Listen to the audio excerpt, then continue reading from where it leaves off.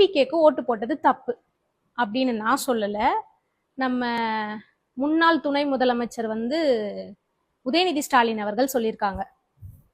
என்ன காரணம்னு கேட்டீங்கன்னா, நம்ம ரீல்ஸ் ஆட்சி நடத்துறோமா, டிவிகே ரீல்ஸ் ஆட்சி தாவேகா ரீல்ஸ் ஆட்சி நடத்துறாங்களாம். அதுக்கப்புறம் புஷ்பா பாணியில நடக்குதான்.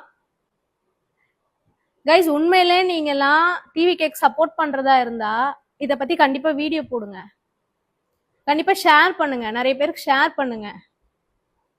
நம்மளெல்லாம் சோசியல் மீடியாக்குள்ள உட்காந்து ரீல்ஸ் ஆட்சி நடத்துறோம்னு சொல்றாங்க.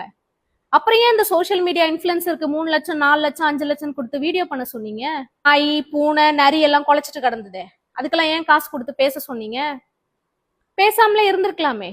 நீங்க தான் லைவ் ஆட்சி நடத்துறீங்களே, நீங்க தான் களத்துல ஆட்சி நடத்துறீங்கல்ல, களத்துல பேசுறீங்களே, களத்துல நிக்கிறீங்களே, களத்துல பணி செய்யறீங்களே.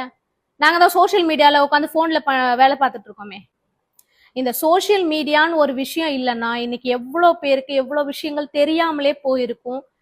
இதுல எவ்வளவு விஷயங்கள் பகிரப்படுது, எவ்வளவு விஷயங்கள் கொண்டு போய் சேர்க்கப்படுது.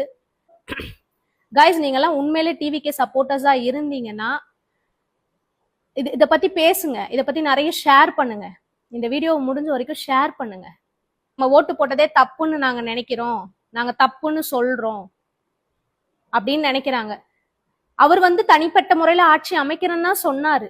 தனியா நான் செய்யறேன், தனியா நான் நின்று ஜெயிக்க வச்சாதானே, மக்கள் ஜெயிக்க வைக்கல. அப்ப யார் மேல தப்பு? மக்கள் மேலதானே தப்பு. அவர் ஏன் கூட்டணி வச்சுக்கிறாருன்னு அது ஒரு சட்ட முறைப்படி அது அப்படித்தான் நடக்கணும். அதனால அவர் கூட்டணி வச்சுக்கிறாரு. அதுக்காக அவங்க பேச்சுதான் அவர் கேட்பாருன்னு நம்ம சொல்ல முடியாது இல்லையா? ஆட்சி அமைச்சு இன்னும் ஒரு 10 நாள் கூட இன்னும் முழுசா முடியல. ஐயா எதிர்கட்சி தலைவர் ஸ்டாலின் அவர்களே, இந்த சோசியல் மீடியா தான் நீங்களும் கையாண்டீங்க, இன்னைக்கு நீங்களும் கையாண்டுட்டு இருக்கீங்க. இந்த சோசியல் மீடியால தான் உங்க பதிவுகளையும் இதுலதான் நீங்க பகிர்றீங்க. அத முதல்ல நினைவுல வச்சுட்டு அடுத்தவங்கள பேசுறதுக்கு யோசிச்சு பேசுங்க. நீங்க பேசுறதுக்கு முன்னாடி நம்ம என்ன செய்யறோம்ன்றது யோசிச்சு பேசுங்க. அப்புறம் ஏன் நேற்று நீட் தேர்வை பத்தி நீங்க போட்டிருந்தீங்க போஸ்ட்? போடாதீங்க. நீங்க தான் சோசியல் மீடியாவை இது பண்றீங்கல்ல, சோசியல் மீடியால அரசியல் பண்ணல, நீங்க ஏன் போடுறீங்க? போடாதீங்க. பேட்டி கொடுங்க, போய் டிவில பேட்டி கொடுங்க, பத்திரிக்கையில பேட்டி கொடுங்க, நாங்க டிவில பார்த்து தெரிஞ்சுக்கிறோம். முதல்ல எப்படி இருக்கும்ன்றத பார்க்கணும், அதுக்கப்புறம் தான் மத்தவங்கள பேசணும்.